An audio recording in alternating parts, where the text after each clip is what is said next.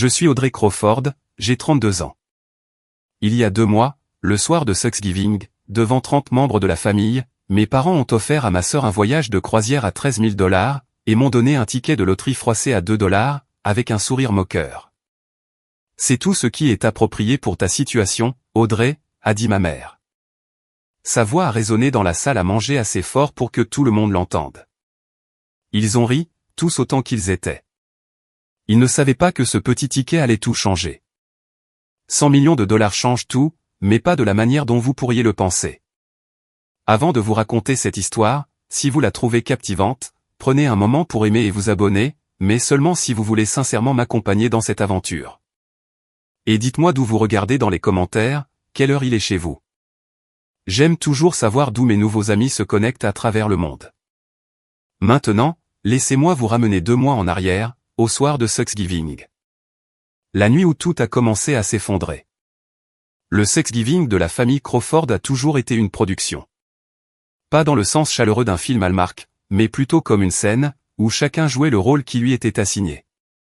Je suis entré dans l'allée de mes parents à 17 heures précises, portant une salade d'automne faite maison et un bouquet de dahlias que j'avais cultivé moi-même. Les fleurs étaient d'un bordeaux profond, parfaites pour la saison. J'avais passé 3 mois à les entretenir. Ma mère a ouvert la porte avant que je ne puisse frapper. Oh, Audrey. Ses yeux ont effleuré le bouquet, puis se sont détournés. Toujours à jouer avec les plantes, je vois. Derrière elle, j'ai entendu des cris de joie. Vivien était arrivé. Maman s'est précipitée devant moi, les bras tendus. Voilà ma fille. Oh, cette robe est magnifique. Elle est neuve. Je suis resté dans l'embrasure de la porte, tenant mes fleurs, regardant ma mère étreindre ma sœur comme si elle ne l'avait pas vue depuis des années. Cela faisait 2 semaines. À l'intérieur, la maison bourdonnait de parents, tantes, oncles, cousins que je reconnaissais à peine. Papa était assis dans son fauteuil inclinable en cuir, en grande conversation avec Marcus, mon beau-frère. Il ne s'est pas levé quand je suis entré. Juste un signe de tête, à peine un regard. Audrey, bien. Tu es là, a dit papa, sans détacher son regard de Marcus. On a besoin d'aide pour mettre la table. Bien sûr, j'étais là pour travailler. Le salon formait un demi-cercle autour de Marcus, alors qu'il décrivait sa dernière affaire de conseil immobilier. Tout le monde se penchait vers lui, captivé.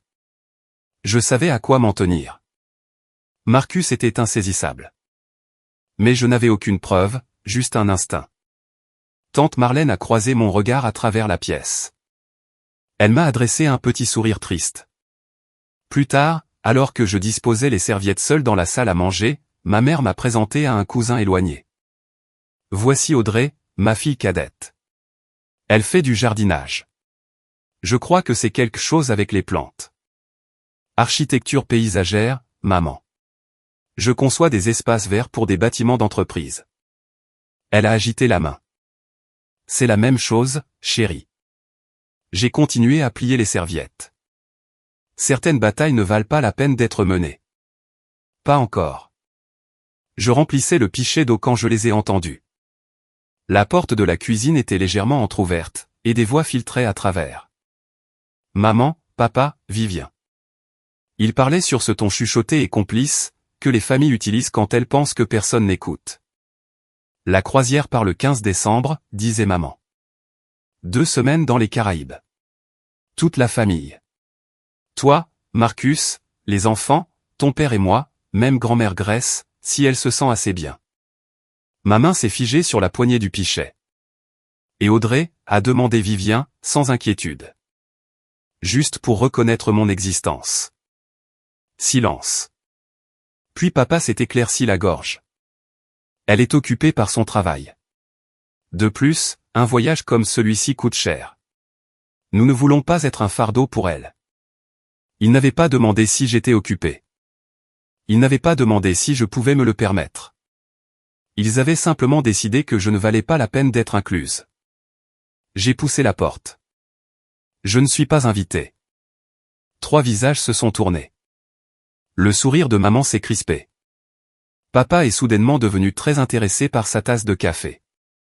Chérie, a commencé maman. Ce voyage est pour célébrer la promotion de Marcus. C'est vraiment plus une chose de famille. J'ai terminé. Je ne suis pas de la famille. Ce n'est pas à propos de toi, Audrey, a dit Vivien, sa voix mielleuse. Nous ne pensions simplement pas que tu serais intéressée. Tu es toujours si indépendante. Indépendante? Le mot qu'ils utilisaient quand ils voulaient dire exclu. J'étais sur le point de répondre quand j'ai remarqué un mouvement derrière moi. Grand-mère Grace se tenait dans le couloir, sa main frêle agrippant son déambulateur. Ses yeux ont croisé les miens, vifs, complices, remplis de quelque chose que je ne pouvais pas tout à fait lire. Elle a tendu la main et a serré la mienne, sans rien dire.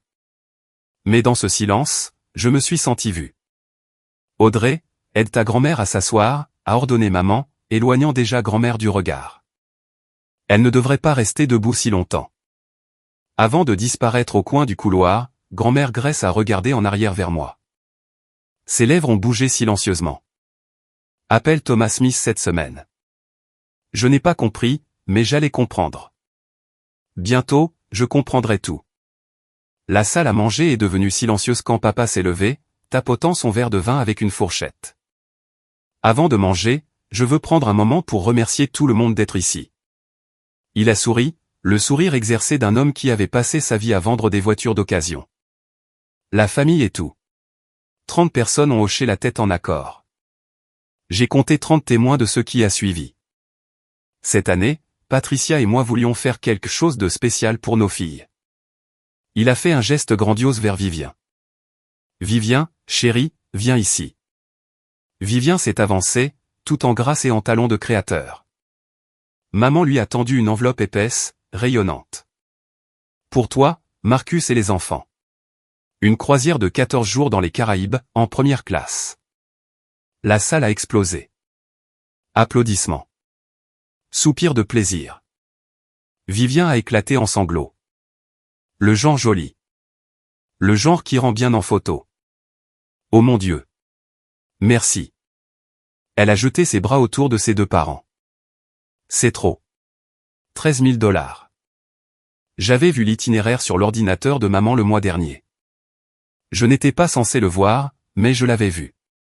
Puis maman s'est tournée vers moi. Les applaudissements se sont estompés. La salle est devenue calme. Audrey, chérie, viens ici. Je me suis avancé sur des jambes de bois.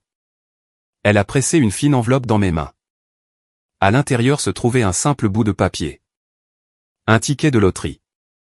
Méga million. 2 $. C'est ce qui convient à ta situation, chérie.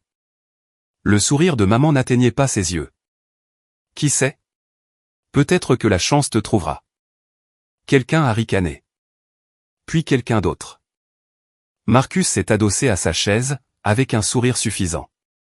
La chance est un pari risqué quand on n'a pas de cerveau pour l'épauler. Des rires ont parcouru la salle. Vivien a couvert sa bouche, gloussant. Oh, c'est trop mignon, maman. Peut-être qu'elle gagnera 5 $. J'ai fixé le ticket dans ma main. Mon visage brûlait, mais quelque part plus profondément, quelque chose a bougé, s'est fissuré, s'est libéré. J'ai souri. Merci, maman. Je suis sûr que ce sera exactement ce que je mérite. Personne n'a remarqué le tranchant dans ma voix, mais moi si. Les rires résonnaient encore quand une voix a coupé net. Gérald, Patricia, ce n'est pas juste. Tout le monde s'est retourné. Grand-mère Grace se tenait au bord de la pièce, sa petite silhouette tremblant sous l'effort de se tenir debout sans son déambulateur. Sa voix était mince, mais elle portait. Vous ne pouvez pas traiter Audrey de cette façon. Pas devant tout le monde. Pas jamais. Le silence qui a suivi était différent d'avant. Plus lourd, inconfortable. Personne ne s'était attendu à ce que la matriarche de la famille prenne la parole. La mâchoire de papa s'est serrée. Mère, s'il vous plaît. Je n'ai pas fini. Mais maman bougeait déjà, ses talons claquant contre le parquet. Elle a passé un bras autour de grand-mère Grace avec une efficacité exercée. Tu es fatiguée, maman. Laisse-moi t'emmener t'allonger. Patricia, je ne le suis pas. Le docteur a dit que tu as besoin de repos. Viens. J'ai regardé, impuissante, ma mère guidait ma grand-mère vers la chambre d'amis. Grand-mère Grace m'a regardé par-dessus son épaule. Nos yeux se sont croisés. Elle a hoché la tête une fois, délibérément. Puis son regard s'est déplacé juste légèrement vers son vieux sac à main en cuir, posé sur le fauteuil près de la fenêtre. Celui qu'elle portait toujours. Celui que personne n'avait jamais le droit de toucher. La porte s'est fermée derrière elle. La pièce a expiré. Les conversations ont repris. Le moment est passé comme s'il n'avait jamais eu lieu. Mais j'ai vu tante Marlène m'observer depuis l'autre bout de la pièce. Son visage était pâle. Elle avait l'air de vouloir dire quelque chose, puis s'est ravisée. Je me suis excusé pour aller aux toilettes. J'ai verrouillé la porte, et j'ai fixé mon reflet. Le ticket de loterie était toujours froissé dans mon poing. 2 $. C'est ce qu'il pensait que je valais. Mais grand-mère avait dit quelque chose. Thomas Smith, un avocat. Pourquoi ma grand-mère, qui n'avait aucun procès, aucun problème juridique, voudrait-elle que j'appelle un avocat? Je ne le savais pas encore. Mais quelque chose me disait que j'allais le découvrir. Il était près de minuit quand j'ai commencé à nettoyer seul, comme d'habitude. La plupart des invités étaient partis. Vivien et Marcus s'étaient retirés dans le salon pour planifier leur garde-robe de croisière. Mes parents raccompagnaient les derniers parents. Je rassemblais la vaisselle du bureau de papa quand je les ai vus. Des papiers éparpillés sur son bureau, comme s'il était parti précipitamment, des factures avec des tampons rouges en retard, une lettre d'une agence de recouvrement, et sous tout cela, un document qui m'a glacé le sang. Un accord de prêt signé par mon père, co-signé par Marcus Pierce. 180 000 $. Le taux d'intérêt était prédateur, le genre qu'on ne voit que chez les gens qui opèrent dans l'ombre. Mes mains tremblaient alors que je passais à la page suivante. C'était pire. Des documents de garantie pour la maison de grand-mère Grace. La maison où elle avait vécu pendant 50 ans. La maison où ma mère a grandi. La maison qui était censée appartenir à grand-mère jusqu'à sa mort. Il y avait sa signature. Tremblante, inégale, datée d'il y a 6 mois. Le même mois où elle était tombée et avait passé 2 semaines hospitalisée, droguée aux médicaments antidouleurs. Il l'avait fait signer alors qu'elle n'était pas elle-même. J'ai sorti mon téléphone. Mon cœur battait si fort que je pouvais l'entendre dans mes oreilles. J'ai tout photographié. Page après page. Je ne savais pas ce que je ferais de ces photos. Je n'avais pas de plan. Mais je comprenais quelque chose maintenant. Le favoritisme n'était pas une question d'amour. Ce n'était pas parce que Vivien était l'enfant chéri.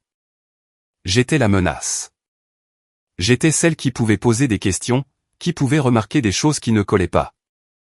Ils avaient besoin que je sois petite, silencieuse, invisible. C'est pour ça que j'ai eu un ticket de loterie à 2 $. Je me suis glissé par la porte arrière, les photos sauvegardées, l'esprit en ébullition. Pour la première fois de ma vie, je n'allais pas rester silencieuse.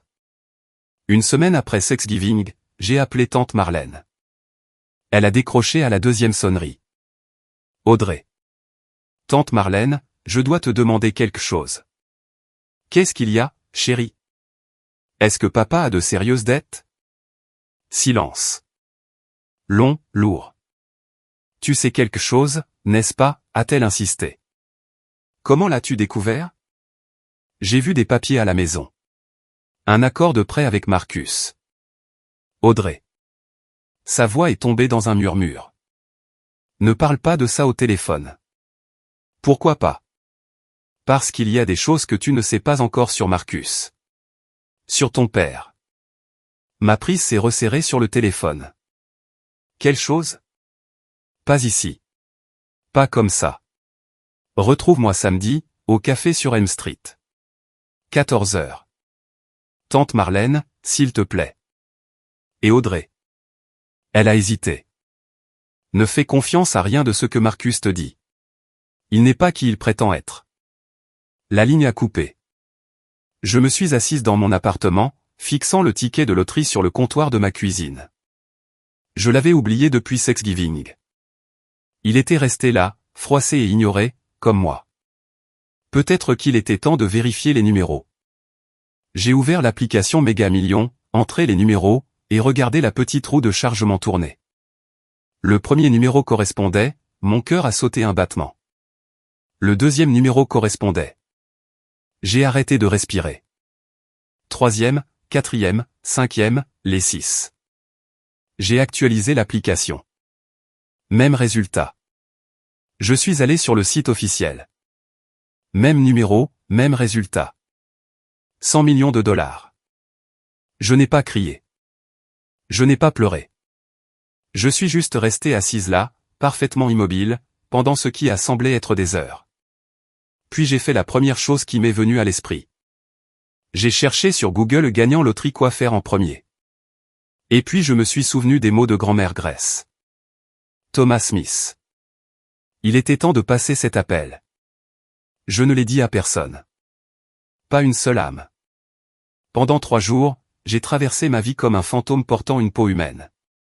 Je suis allé au travail, j'ai répondu aux emails, j'ai souri aux clients. Tout en portant un secret valant 9 chiffres dans ma poche. Chaque fois que mon téléphone vibrait avec un message de maman ou Vivien, je ne ressentais rien. Le montant sur mon compte bancaire, une fois encaissé, serait plus grand que tout ce qu'elle pouvait imaginer. Mais ce n'était pas ce qui me consumait. C'était le pouvoir. Pas sur eux, sur moi-même. Pendant 32 ans, j'avais été l'invisible, l'après-coup, la jardinière.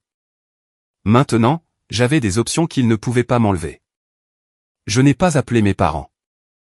Je n'ai pas appelé Vivien. Je n'ai pas posté sur les réseaux sociaux, ni acheté une voiture de sport, ni fait aucune des choses que les gagnants de loterie sont censés faire. Au lieu de cela, j'ai appelé Thomas Smith.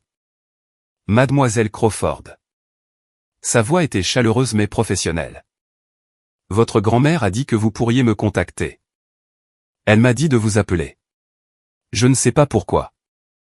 Peut-être devriez-vous venir à mon bureau. Il y a des questions dont nous devons discuter. Concernant la loterie. Une pause. Vous avez gagné quelque chose. 100 millions de dollars. Une autre pause. Plus longue cette fois. Alors nous devons absolument parler.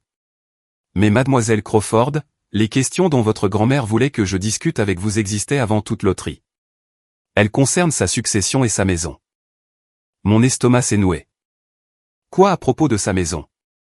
Il vaut mieux que je vous montre en personne. Pouvez-vous venir demain? Oui. Et mademoiselle Crawford, ne mentionnez cet appel à personne de votre famille. Pas encore. J'ai raccroché, fixant mon reflet dans l'écran noir du téléphone. Le ticket de loterie m'avait donné de l'argent, mais Thomas Smith était sur le point de me donner quelque chose de bien plus précieux, la vérité.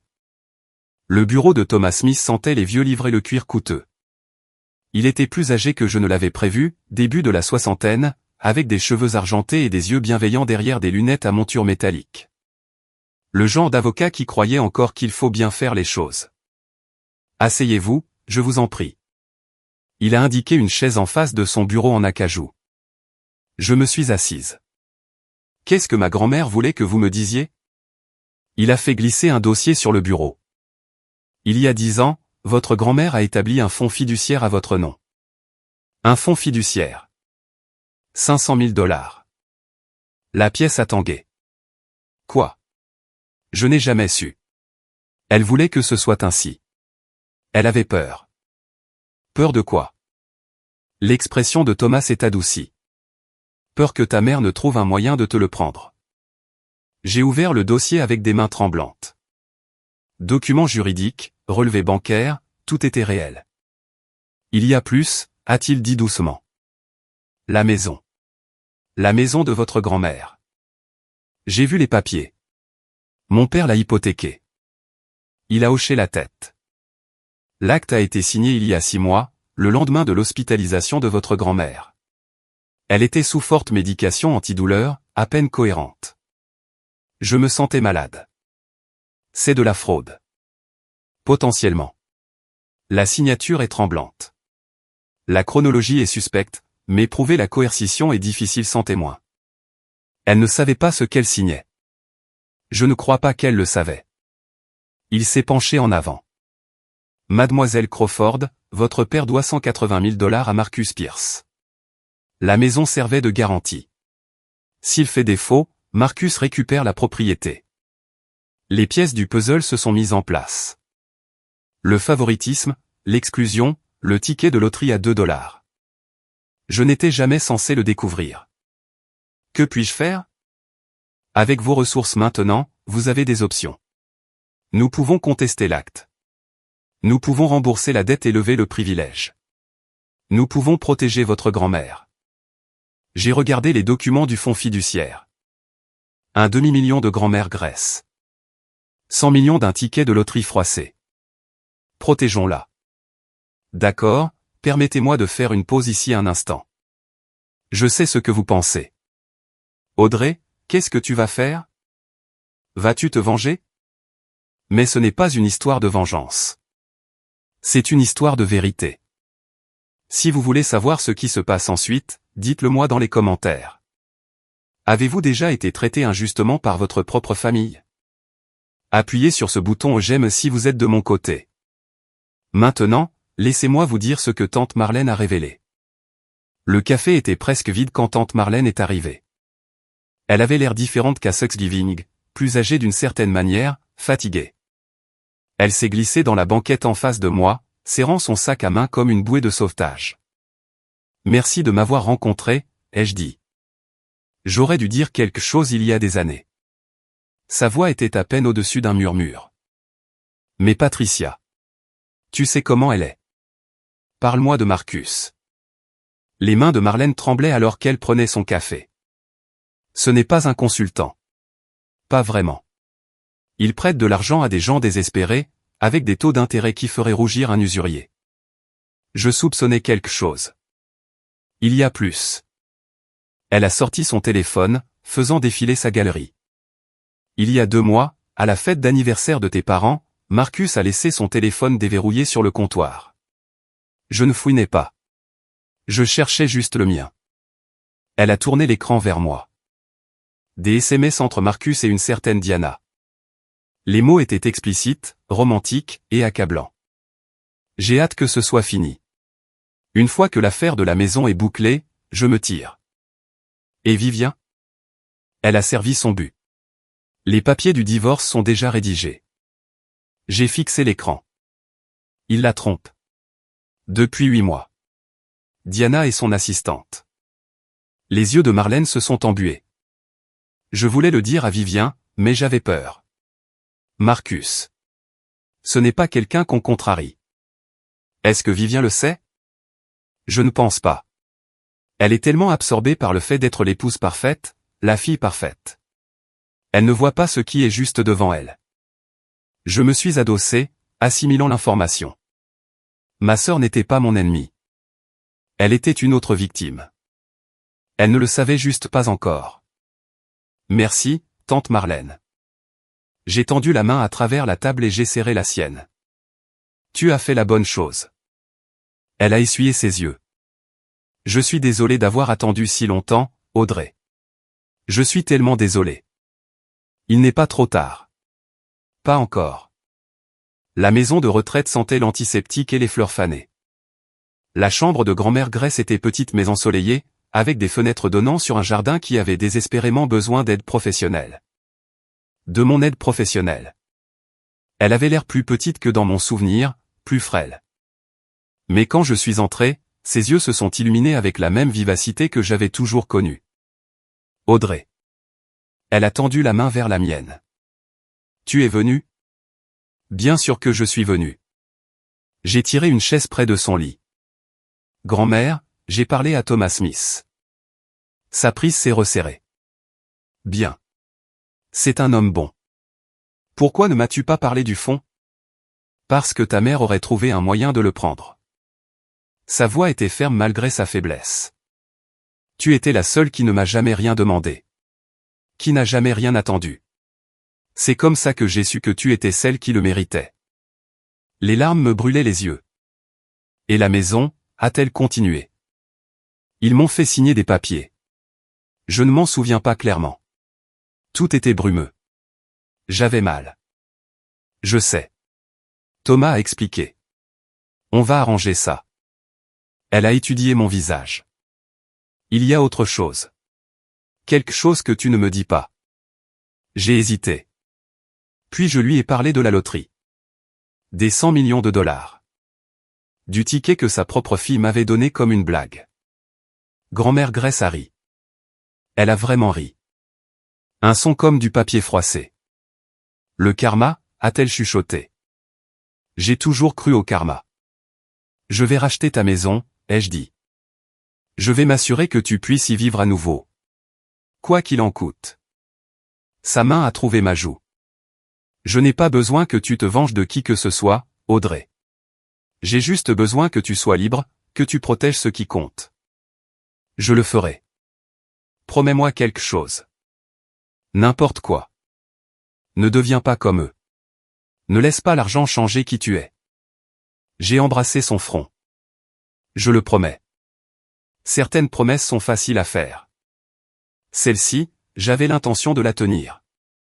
2 semaines après Thanksgiving, la famille Crawford s'est réunie à nouveau, cette fois pour un dîner de bon voyage avant la grande croisière. J'étais invité, pas en tant qu'invité, mais comme aide. Audrey, peux-tu arranger les centres de table? Tu es douée avec les plantes. Audrey, le traiteur a besoin de directives. Tu peux gérer ça? Audrey, assure-toi que l'infirmière de grand-mère Grace sache que nous serons partis pour 2 semaines. J'ai tout fait avec le sourire. J'ai joué mon rôle. La fille calme et serviable qu'ils attendaient. Personne ne savait pour les avocats travaillant jour et nuit en mon nom. Personne ne savait pour la LLC que j'avais formée pour réclamer mes gains anonymement. Personne ne savait que dans 3 semaines, je vaudrais plus que tout le monde dans cette pièce réunie. Le dîner a été un défilé d'autosatisfaction. Marcus tenait la cour, décrivant les activités de la croisière. Plongée avec tuba à la Barbade, dîner raffiné à la table du capitaine, soins au spa pour Vivien. Dommage que tu ne puisses pas te joindre à nous, Audrey, a dit Vivien, sans avoir l'air désolé du tout. Mais quelqu'un doit arroser les orchidées de maman. Ça ne me dérange pas, ai-je souri. J'espère que vous passerez tous un moment incroyable. Papa a tapé sur l'épaule de Marcus. Ce type, c'est la meilleure chose qui soit jamais arrivée à cette famille. Marcus a croisé mon regard. Son sourire n'atteignait pas ses pupilles. Froid, calculateur, comme s'il évaluait un actif commercial. Et, Audrey. Il s'est penché plus près, la voix dégoulinante de condescendance. Tu as acheté d'autres tickets de loterie? Peut-être que tu gagneras 5 $ la prochaine fois. La table a ri. Je les ai laissés faire. On ne sait jamais, ai-je dit agréablement. La chance a une façon de surprendre les gens. Maman a levé son verre. À la famille, à la fortune, au Crawford. Tout le monde a bu. J'ai levé mon verre d'eau et j'ai bu une petite gorgée. 12 jours. Dans 12 jours, ils seraient au milieu des Caraïbes, et je serais prête. Le matin de leur départ pour la croisière, je suis resté à la maison. Tu ne viens pas nous dire au revoir, avait demandé maman la veille, sa voix portant cette note familière d'accusation déguisée en déception. J'ai une réunion client, un gros projet, avais-je reniflé. Toujours le travail avec toi. Toujours le travail. Comme si j'avais un autre choix, comme s'il m'avait jamais offert autre chose. J'ai passé le jour du départ dans le bureau de Thomas, finalisant les papiers pour ma LLC. L'argent serait disponible dans la semaine après impôt, environ 62 millions de dollars, plus qu'assez pour ce que j'avais prévu. Je passais en revue des documents quand mon téléphone a vibré. Vivien. Audrey, il y a un problème avec la carte de crédit de papa. Elle a été refusée au port. Peux-tu virer 500 $? Je te rembourserai. J'ai fixé le message. L'ironie était presque trop parfaite. La première fois de toute ma vie que Vivien me demandait de l'argent. Je savais pourquoi la carte avait été refusée. La dette les rattrapait. Marcus ne couvrait pas comme il l'avait promis. Le château de cartes commençait à vaciller. J'ai répondu, je n'ai pas 500 $ à prêter en ce moment. Demande à Marcus. C'est le consultant financier. 3 petits points sont apparus, ont disparu, sont apparus à nouveau. Laisse tomber. On a trouvé une solution. Je n'ai pas demandé comment. Je m'en fichais. Ce qui comptait, c'est qu'ils étaient sur ce bateau maintenant. Tous. Maman, papa, Vivien, Marcus, piégé au milieu de l'océan pour les 2 prochaines semaines. Je me suis retourné vers Thomas. Dans combien de temps pouvons-nous déposer la contestation sur l'acte de la maison? Lundi. Une fois que vous serez prête à agir. J'ai regardé par sa fenêtre la ville en contrebas. Quelque part là-bas, un navire de croisière naviguait vers les Caraïbes, et je préparais mon propre genre de voyage. Jour 3 de la croisière. J'ai posté une seule story Instagram, juste moi debout devant la maison de grand-mère Grace. La maison qui n'était soi-disant plus la sienne. La légende était simple, projet de rénovation de maison commençant bientôt.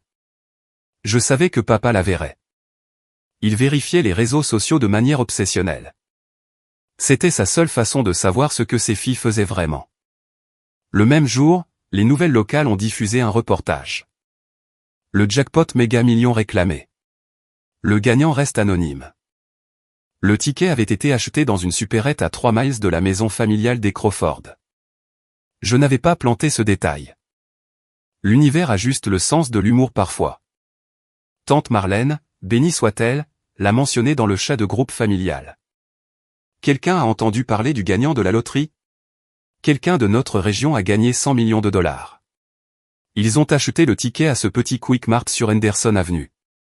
Celui où maman avait acheté mon ticket à 2 dollars. Le chat a explosé.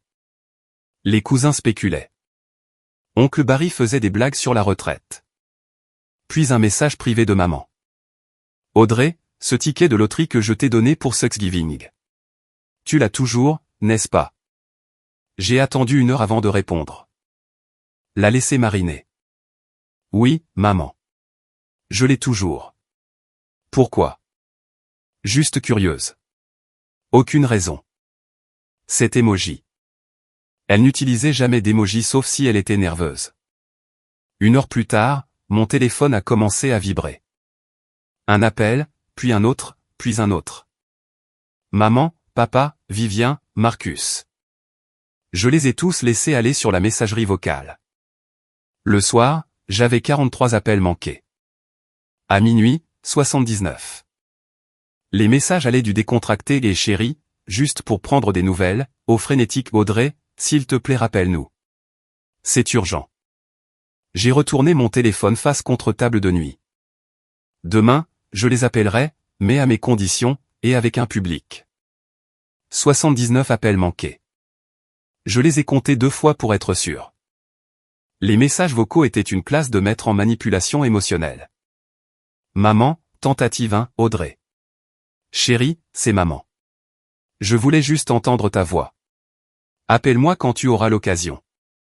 Maman, tentative 7, Audrey, c'est important. S'il te plaît, rappelle. Maman, tentative 15, je ne sais pas pourquoi tu nous ignores. Ce n'est pas ton genre. Papa, tentative 3, Audrey, c'est ton père. On doit parler. Affaire de famille. Vivien, tentative 5, Audrey, sérieusement, qu'est-ce qui se passe? Maman est en train de paniquer. Et puis Marcus, sa voix aussi douce que toujours, Audrey, je pense que nous devrions discuter de certaines opportunités d'investissement. La famille est dans la famille, tu sais. Passe-moi un coup de fil.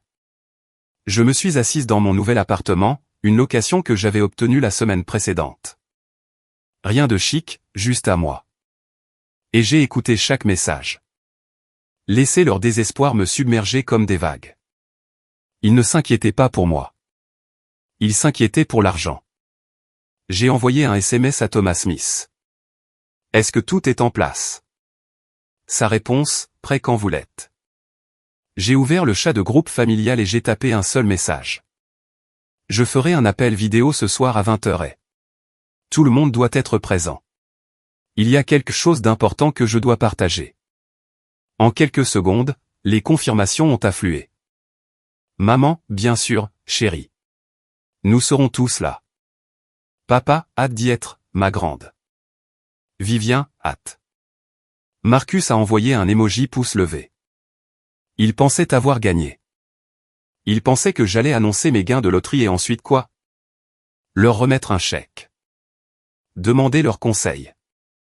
Ils n'avaient aucune idée de ce qui arrivait. J'ai passé le reste de l'après-midi à me préparer, à organiser les documents, à répéter ce que j'allais dire. Ce n'était pas une vengeance. C'était la vérité. Et la vérité, comme on dit, vous libérera. À 20 heures précises, j'ai cliqué sur rejoindre l'appel. Leurs visages ont rempli l'écran de mon ordinateur portable, entassé dans ce qui ressemblait au salon du navire, couché de soleil tropical visible par les fenêtres derrière eux. Audrey, la voix de maman était mielleuse à souhait. Voilà ma fille. Tu nous manques tellement, chérie. On aimerait vraiment que tu sois là avec nous, a ajouté papa. La sincérité était presque convaincante. Vivien a fait signe de la main derrière eux. Salut Serette, tu as l'air bien. Tu as fait quelque chose de différent avec tes cheveux. Il n'avait jamais fait de commentaires sur mes cheveux, pas une seule fois. Marcus était assis légèrement à l'écart, les bras croisés, m'observant avec ce regard calculateur. Audrey, content de te voir. Merci à tous d'avoir pris le temps, ai-je dit calmement. Je sais que vous êtes occupés à profiter de vos vacances. La famille passe avant tout, a déclaré maman. Toujours. Choix de mots intéressants. Alors, papa s'est penché en avant. Nous avons entendu des nouvelles intéressantes. Quelque chose à propos d'un ticket de loterie. Je n'ai pas bronché. Oui, j'ai gagné. Le silence était assourdissant. Puis tout le monde a parlé en même temps. Oh mon Dieu, c'est incroyable. Combien, Audrey? Félicitations. Je les ai laissés s'épuiser. Quand le bavardage s'est calmé, j'ai parlé à nouveau. 100 millions de dollars. La main de maman a volé vers sa poitrine. La bouche de papa s'est ouverte et fermée comme un poisson. Vivien avait l'air de vouloir s'évanouir. Marcus a récupéré le premier. Audrey, c'est une somme qui change la vie. Tu vas avoir besoin d'aide pour gérer ça. Investissement, stratégie fiscale, protection des actifs. J'ai un avocat, ai-je coupé. Bien sûr, mais un membre de la famille qui comprend la finance. Marcus. Ma voix était stable. Avant de parler d'argent, il y a des choses que cette famille doit savoir. Son sourire a vacillé.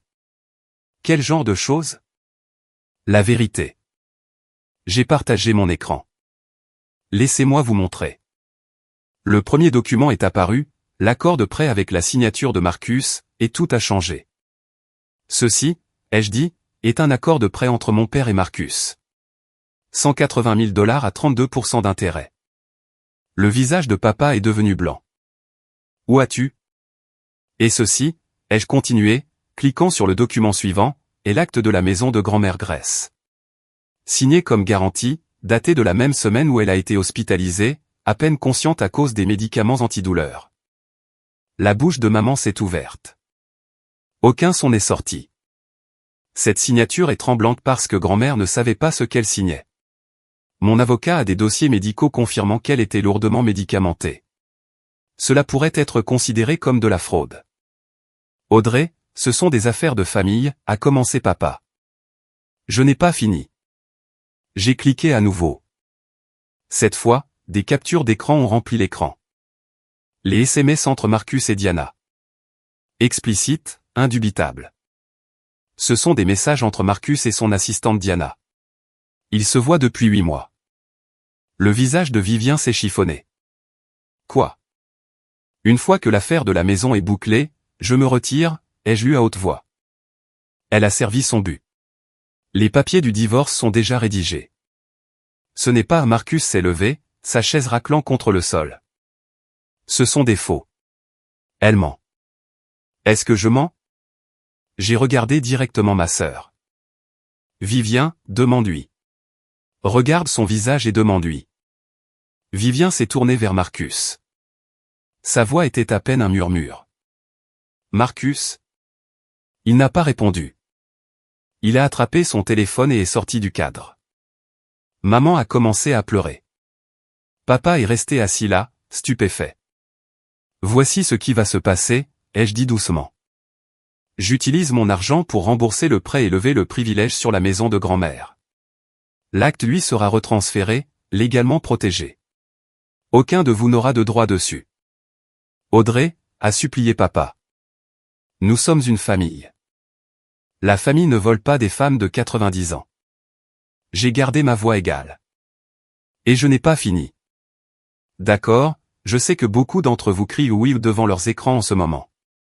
Mais attendez, l'histoire n'est pas finie. Si vous avez déjà rêvé de dire les choses que je viens de dire à votre propre famille, appuyez sur ce bouton j'aime. Et si vous voulez savoir ce qui est arrivé à Marcus ensuite. Oh, le karma n'en avait pas fini avec lui, continuez à regarder parce que ce qui s'est passé après cet appel? Même moi, je ne l'avais pas vu venir. J'ai mis fin à l'appel avant que quiconque ne puisse répondre. La dernière chose que j'ai vue, c'était le chaos. Vivien pleurant, maman criant quelque chose que je ne pouvais pas entendre, papa assis immobile, la tête dans les mains. Marcus était nulle part en vue. Mon appartement était silencieux, juste moi et le coucher de soleil déclinant à travers la fenêtre. J'avais imaginé ce moment depuis des semaines. Je pensais que je ressentirais du triomphe, de la victoire, une justification. Au lieu de cela, je me sentais vide, fatigué, comme si je venais de courir un marathon pour lequel je ne m'étais pas entraîné. Mon téléphone a explosé en quelques secondes. Appels, textos, messages vocaux. Je l'ai mis en silencieux et posé face contre table. Puis on a frappé à ma porte. Je me suis tendu. Personne ne savait que j'avais déménagé. À travers le Judas, j'ai vu tante Marlène. Elle avait l'air aussi épuisée que je me sentais. Comment m'as-tu trouvé? Thomas Smith m'a donné l'adresse. J'espère que ça ne te dérange pas. Je l'ai laissé entrer. Elle a jeté un coup d'œil à mon visage et m'a serré dans ses bras. Tu as bien fait, chérie. Tu as fait ce qu'aucun de nous n'avait le courage de faire. Vraiment? Ma voix s'est brisée. Je viens de détruire toute ma famille lors d'un appel vidéo. Non. Elle s'est reculée, tenant mes épaules. Ils se sont détruits eux-mêmes il y a des années. Tu as juste allumé la lumière. Mon téléphone a vibré. Un texto de Vivien. Je ne savais pas pour Marcus. Je jure que je ne savais pas. Je suis tellement désolé pour tout. J'ai besoin de temps pour réfléchir, mais je suis désolé. Je l'ai lu 2 fois. 3 fois. Qu'est-ce que tu en penses? A demandé Marlène. Je ne sais pas. J'ai posé le téléphone. Je ne sais pas si elle est sincère. Je ne sais pas si quelque chose va changer. Tu n'as pas à décider ce soir. Elle avait raison. Pour la première fois en 32 ans, j'avais du temps.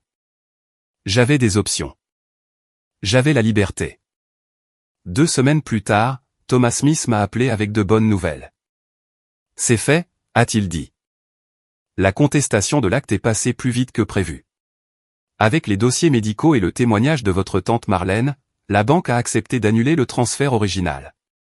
J'ai laissé échapper un souffle que je ne savais pas que je retenais. Donc, la maison appartient toujours techniquement à la banque. Votre père a fait défaut sur les paiements du prêt quand Marcus a arrêté de co-signer. Mais c'est là que votre argent entre en jeu. J'avais déjà pris ma décision. Rembourser tout, peu importe le coût. Ce sera environ 215 000 $ de principal, plus les intérêts, plus les frais juridiques pour transférer l'acte proprement au nom de votre grand-mère. Faites-le. L'argent n'était rien. Une erreur d'arrondi comparée à ce que j'avais maintenant. Mais ce qu'il représentait, c'était tout. Il y a une chose de plus, a dit Thomas prudemment. J'ai rédigé une clause de protection. Une fois que la maison est au nom de votre grand-mère, aucun membre de la famille Crawford, cela inclut vos parents, ne peut réclamer de droit sur la propriété. Pas de son vivant, et pas après. Et après son décès, elle vous revient selon ses vœux originaux, avant que tout cela n'arrive. J'ai pensé à ce ticket de loterie froissé, au sourire moqueur sur le visage de ma mère. 2 $ pour se débarrasser de la fille gênante. Une clause de plus, ai-je dit. Je veux par écrit que ma grand-mère puisse y vivre pour le reste de sa vie avec des soins à temps plein si nécessaire, complètement payés, déjà inclus. J'ai souri pour la première fois depuis des semaines. Thomas, merci. Remerciez votre grand-mère, a-t-il dit. Elle vous a choisi pour une raison. J'ai raccroché et j'ai immédiatement appelé la maison de retraite. Je viens chercher Grace Mitchell. Il est temps de la ramener à la maison. Marcus a essayé de contrôler le récit. bien sûr qu'il l'a fait. Les captures d'écran étaient photoshopées, disait-il à quiconque voulait l'écouter. Audrey est mentalement instable. Elle est jalouse du succès de Vivien. Elle essaie de déchirer cette famille. Cela aurait pu fonctionner autrefois, avant les réseaux sociaux, avant Diana. Diana n'était apparemment pas contente d'être abandonnée en plein scandale. 3 jours après l'appel vidéo, elle a sorti l'artillerie lourde. Instagram, Facebook, Twitter, toutes les plateformes. Des photos d'eux ensemble, des reçus de restaurants, des réservations d'hôtels, des messages intimes qui faisaient passer ceux que j'avais partagés pour sages, et sa propre déclaration vidéo. Mascara coulant et furieuse. Marcus Pierce est un menteur et un escroc, a-t-elle déclaré à ses 300 abonnés. Un nombre qui s'est multiplié par milliers en quelques heures. Il m'a dit qu'il m'aimait. Il m'a dit qu'il quittait sa femme. Et maintenant, il essaie de prétendre que je n'existe pas. Vivien a demandé le divorce avant que le navire de croisière n'accoste.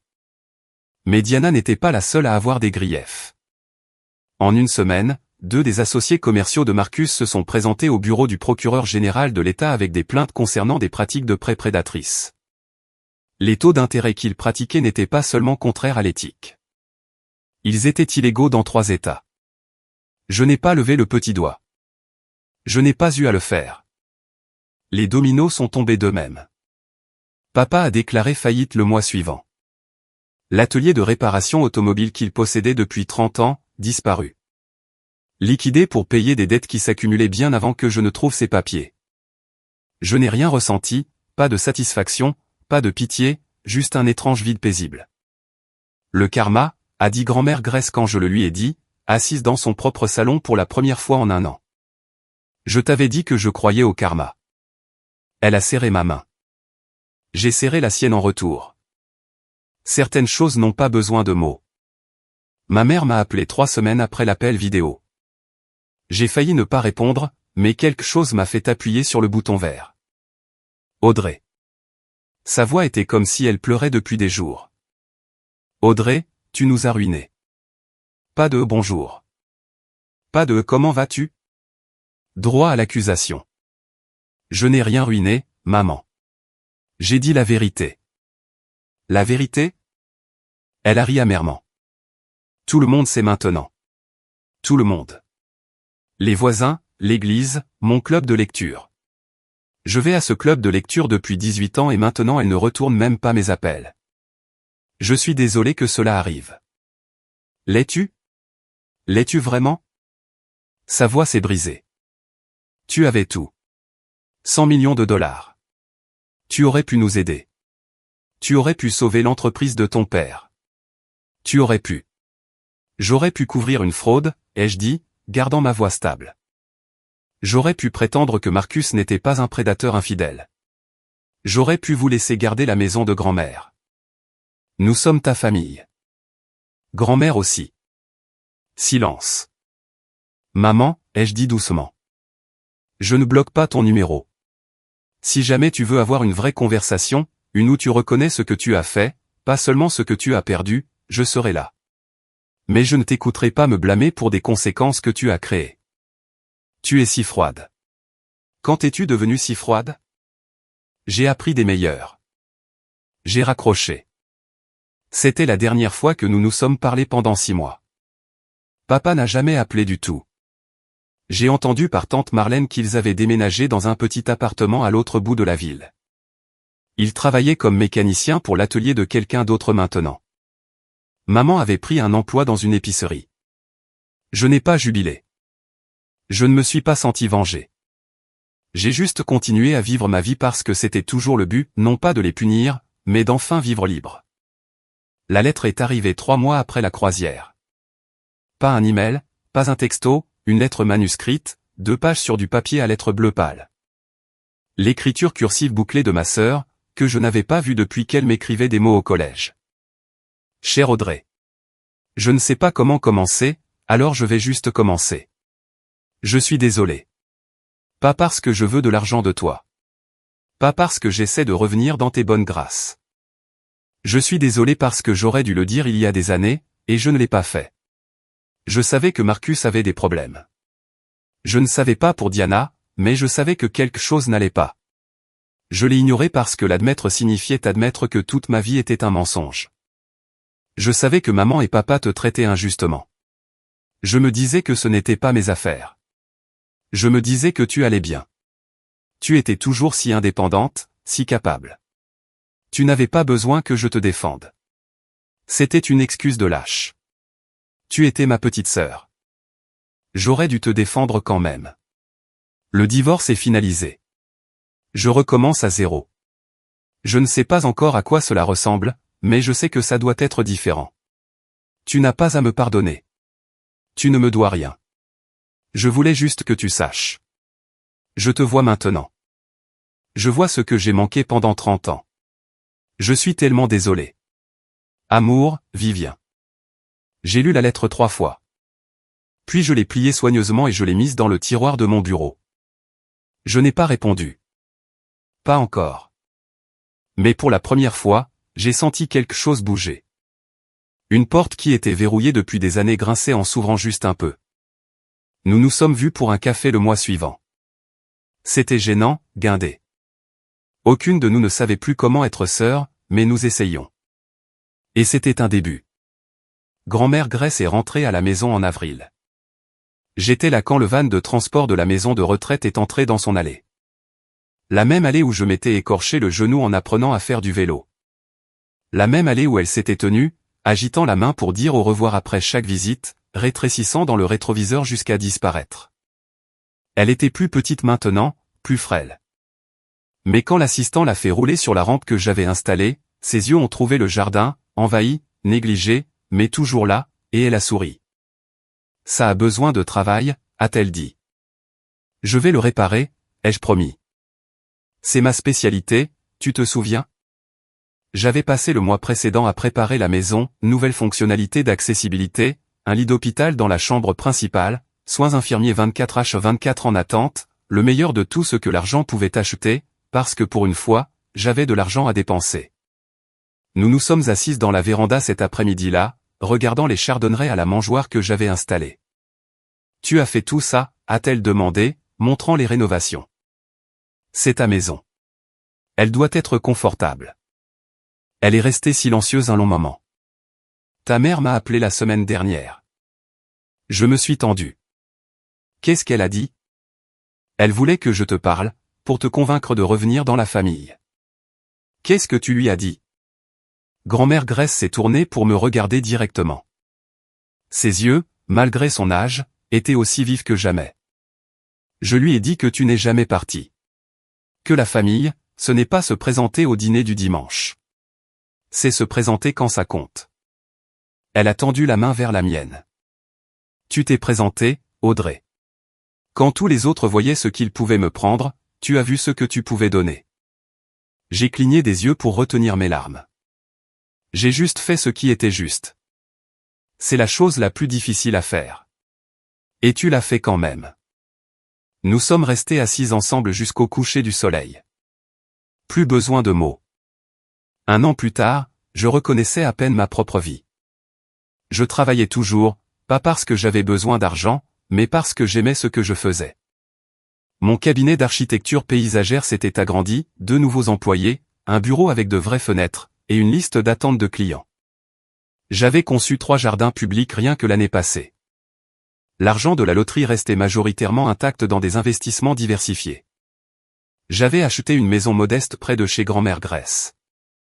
Rien de tape à accent Graveleuil, juste assez d'espace pour moi et le chien que j'avais enfin adopté, un bâtard de refuge nommé Clové, qui adorait creuser dans mes jardins d'essai. La fondation était mon véritable héritage. La fondation Grace Mitchell accordait des bourses à de jeunes femmes poursuivant des carrières dans les arts, peinture, musique, design, tout ce qui est créatif. Des femmes issues de familles qui ne les comprenaient pas. Des femmes à qui l'on avait dit que leur rêve n'était pas pratique. Que leur talent n'avait pas de valeur. Que leur voix ne comptait pas. Chaque lettre d'acceptation que je lisais ressemblait à un petit acte de défiance. Prends ça, l'univers. Prends ça, chaque parent qui a jamais dit « Mais comment vas-tu gagner de l'argent ?» Je rendais visite à grand-mère Grace tous les jours. Certains jours, elle était vive, pleine d'histoires sur le passé. D'autres jours, elle était fatiguée, et nous restions simplement assis ensemble dans un silence confortable, regardant son jardin pousser. Tes tulipes sortent, lui ai-je dit un après-midi. Tu les as plantées, m'a-t-elle rappelé. Elles sont toujours à toi. Elle a souri. Tout ce que j'ai de bon, c'est parce que je l'ai partagé avec des gens qui l'appréciaient. Souviens-t'en. Je m'en souviendrai. J'en étais la preuve vivante. L'argent ne m'a pas rendue heureuse. Il m'a donné des options. La liberté face aux attentes des autres.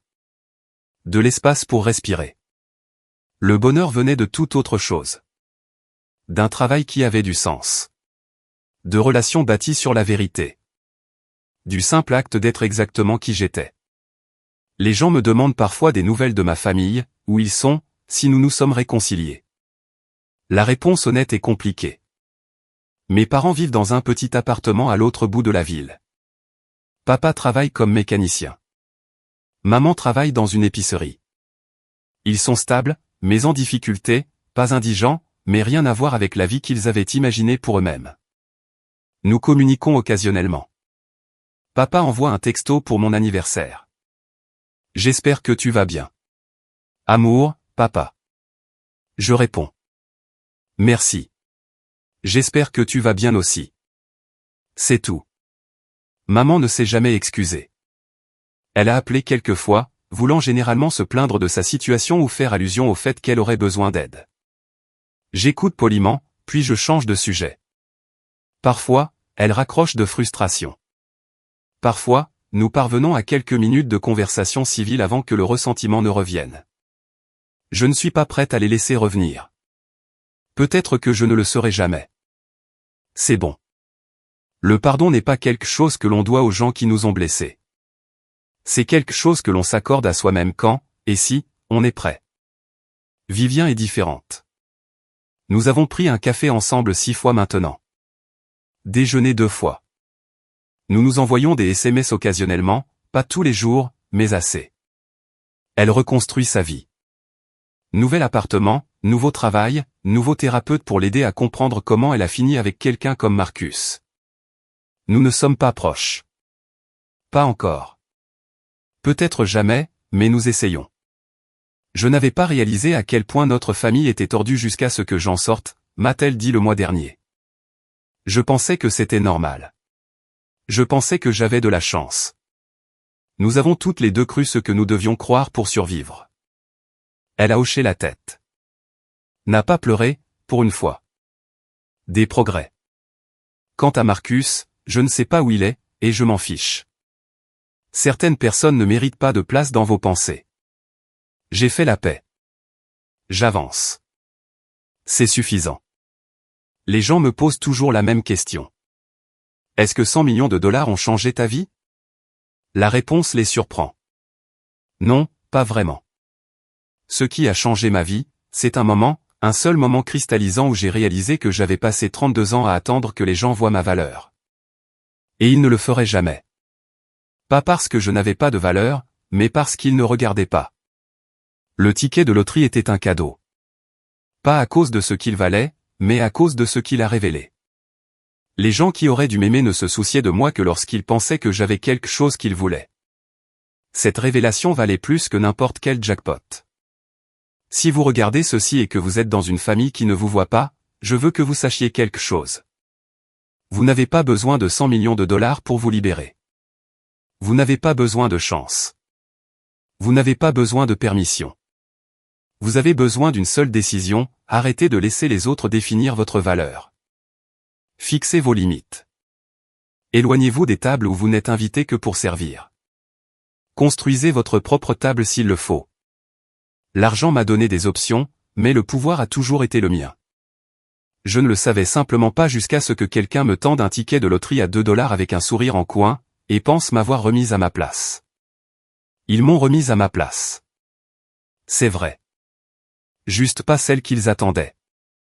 Je suis Audrey Crawford, 33 ans, architecte paysagiste, maman de chien, petite fille, philanthrope, et surtout, je suis une femme qui s'est enfin choisie elle-même. C'est ça, le vrai jackpot. Merci d'avoir écouté mon histoire. Si vous avez vécu quelque chose de similaire, déposez votre histoire dans les commentaires. Je lis chacun d'entre eux. Aimez et abonnez-vous si cela a résonné en vous, et vérifiez la description pour plus d'histoires comme celle-ci. Jusqu'à la prochaine fois, connaissez votre valeur et ne laissez personne vous donner moins. Merci beaucoup d'être resté avec moi jusqu'à la fin de ce voyage. Si vous vous êtes déjà sentis invisibles dans votre propre famille, je vous vois. Déposez votre histoire dans les commentaires. Je lis chacun d'entre eux et je veux avoir de vos nouvelles. Si cette vidéo vous a touché, s'il vous plaît aimez et abonnez-vous pour soutenir la chaîne, et vérifiez la description pour la prochaine histoire. Elle vous attend. Jusqu'à la prochaine fois, souvenez-vous, vous valez plus que l'opinion de n'importe qui d'autre. À bientôt.